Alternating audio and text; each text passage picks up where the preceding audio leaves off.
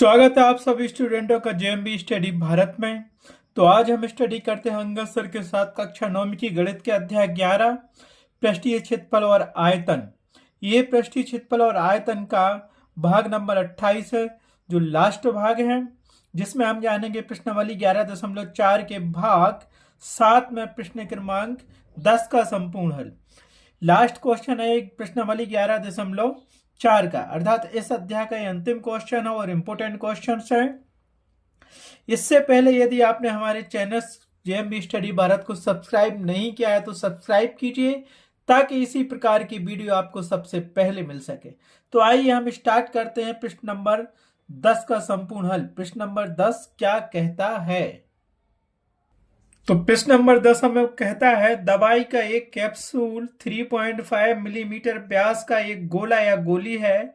इस कैप्सूल को भरने के लिए कितनी दवाई या घन मिलीमीटर में आवश्यकता होगी? अब कैप्सूल तो हमारे प्रकार एक बेलन टाइप का होता है, लेकिन होता तो गोला है। तो हम क्या करेंगे, कहेंगे कैप्सूल गोला होता है। कैसा होता है? देखो हम ऐसा बनाते हैं। कैप्सूल क्या होता है? ऐसा होता है, ये कैप लगे होते हैं उसमें, ठीक है। इस प्रकार का ये कैप्सूल होता है। वो कह रहा है इस कैप्सूल में जो दवाई भरनी है वो कितनी भरेगी। तो सबसे पहले तो हमें इस कैप्सूल का आयतन निकालना पड़ेगा। जितना आयतन होगा उतनी ही दवाई भरनी पड़ेगी। अब आयतन निकालने के लिए हमारे पास रेडियस होना चाहिए, लेकिन आयतन निकालना कैप्सूल का है। कैप्सूल होता कैसा है? गोला होता है। तो गोले का आयतन निकालेंगे और गोले के आयतन के लिए हमें गोले की त्रिज्या का ज्ञात होना जरूरी है। और हमें यहाँ दिया गया है कैप्सूल का व्यास, वो भी मिलीमीटर में, तो उससे हम उसकी रेडियस निकाल लेंगे और कैप्सूल या गोले के आयतन के सूत्र में पाई और आर का मान रख देंगे। तो कैप्सूल में कितनी दवाई भरी जानी है उसका मान हम ज्ञात कर लेंगे। तो सबसे पहले जो हमें दिया गया है उसको लिख लेंगे और जो ज्ञात करना है उसको लिख लेंगे, ठीक है। तो ज्ञात क्या करना दिया गया हमें, कैप्सूल का व्यास d बराबर 3.5 मिलीमीटर और ज्ञात करना हमें कैप्सूल को भरने में कितनी दवाई की आवश्यकता होगी, अर्थात कैप्सूल का या गोले का आयतन हमें ज्ञात करना है। तो हम क्या जानते हैं, रेडियस निकालनी पड़ेगी हमें, किसकी? गोले की या कैप्सूल की। उसके लिए हमें गोले का व्यास है, कैप्सूल का व्यास दिया गया है। तो हम जानते हैं कि त्रिज्या और व्यास में क्या संबंध होता है। तो यहाँ लिख लो, क्योंकि हम जानते हैं, क्या जानते हैं हमें यहाँ पे, व्यास d बराबर होता है 2 गुणित त्रिज्या, और त्रिज्या को हम स्मॉल r से या कैपिटल R से डिफाइन करते हैं। तो व्यास हमें क्या दिया गया था? व्यास दिया गया था हमें 3.3 मिलीमीटर बराबर 2 गुणित r। तो that implies r equal to मिलेगा हमें 3.3/2 मिलीमीटर्स। या तो इसको ऐसे ही रखा रहने दो या फिर इसको काट दो। तो ये कितना आएगा हमारे पास,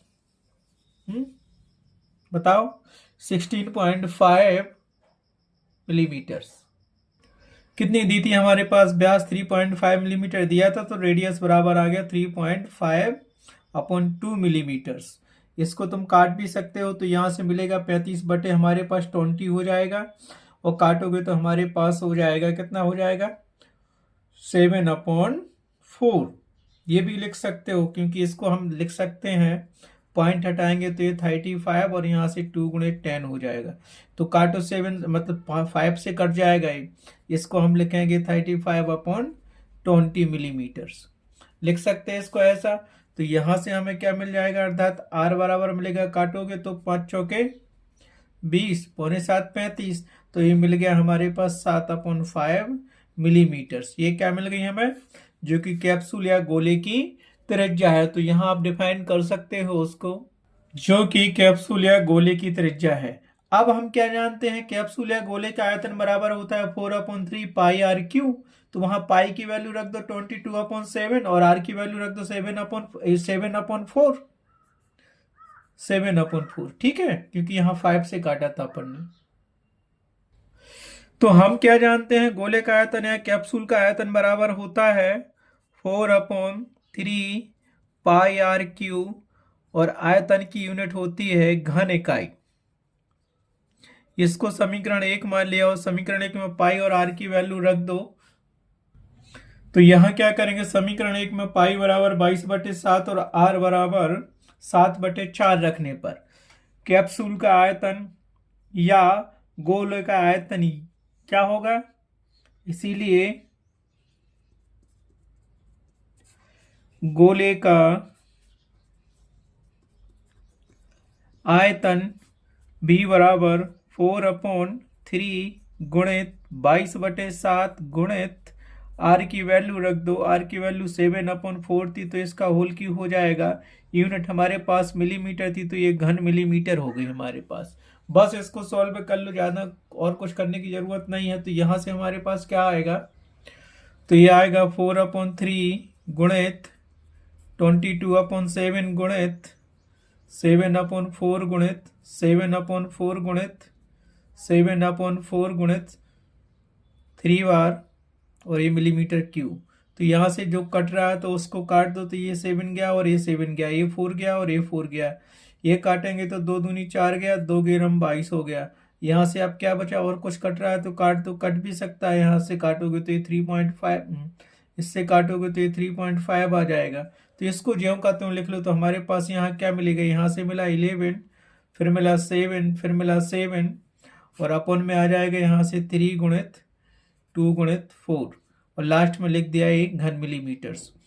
तो ये हम गोले का आयतन निकाल रहे हैं। इसको सॉल्व करेंगे तो हमारे पास क्या मिलेगा बताइए आप, काट भी सकते हो। तो लास्ट में हमें मिल जाएगा ये, इस पूरे को ऊपर का मल्टीपल करेंगे और नीचे का मल्टीपल करेंगे और इसको सॉल्व करेंगे तो ये मिलेगा हमें 22.45 घन मिलीमीटर। तो यहाँ पे 4A5 दिया है तो इसको हम क्या लिख सकते हैं, इसको हम लिख सकते हैं 22.5 क्यू मिलीमीटर्स। ये क्या हो गया, गोले का आयतन हो गया। तो यहाँ तो पहले लिख लो गोले का आयतन है, अतः गोले का आयतन 22.5 घन मिलीमीटर लगभग होगा।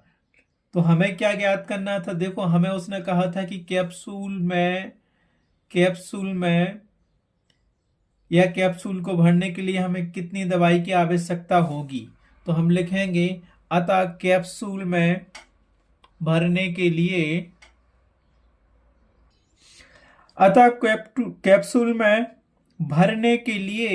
22.5 घन मिलीमीटर लगभग दवाई की आवश्यकता होगी। तो उत्तर बराबर आप यहाँ लिख सकते हो। उत्तर में आपको लास्ट की दोनों लाइन लिखनी पड़ेंगी, मैं केवल यहाँ पे लिख रहा हूँ 22.5 घन मिलीमीटर दवाई की आवश्यकता। ठीक है, इस प्रकार प्रश्नावली 11.4 का ये लास्ट क्वेश्चन भी कंप्लीट हुआ है। ये बहुत ज्यादा इंपॉर्टेंट क्वेश्चन है। क्वेश्चन नंबर 9 और क्वेश्चन नंबर 8 सबसे ज्यादा इंपॉर्टेंट क्वेश्चन है, कई बार पूछे गए हैं। इस प्रकार इन क्वेश्चन को अच्छे से करके जाना आप, और जिस प्रकार से मैंने सॉल्व किया है ऐसे ही आपको आंसर शीट में सॉल्व करना है। जितने भी नंबर का ये क्वेश्चन होगा आपको उतने ही नंबर मिलेंगे।